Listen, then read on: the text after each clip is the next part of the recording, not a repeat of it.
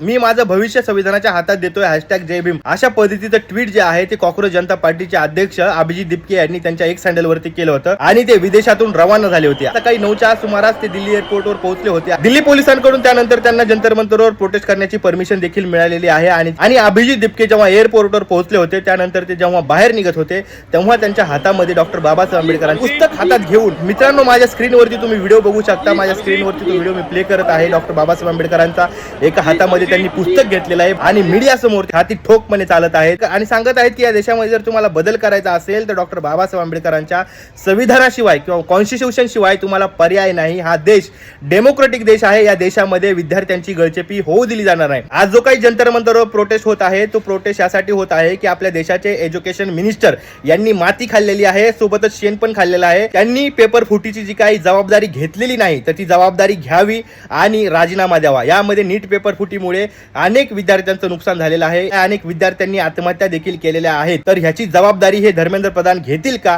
या प्रोटेस्टचा त्यांना दणका बसेल का? आणि ह्या प्रोटेस्टमुळे या देशातल्या बीजेपी सरकारवर दबाव येईल का हे पाहणं गरजेचं आहे. परंतु अभिजित दिपके यांची एंट्री मात्र मी विसरणार नाही. अभिजित दिपके यांनी विदेशातून परतल्यानंतर ज्या पद्धतीने डॉक्टर बाबासाहेब आंबेडकरांचं पुस्तक हातात घेऊन मीडिया समोर छाती ठोकपणे सांगितलेलं आहे की हा देश फक्त डेमोक्रेटिक देश आहे आणि हा देश संविधानानेच चालेल. तर मी अभिजित दिपके यांना सलाम करतो आणि अभिजित दिपके यांच्या प्रोटेस्ट होत आहे त्यासाठी माझं समर्थन आहे, माझा पाठिंबा आहे. जय भीम.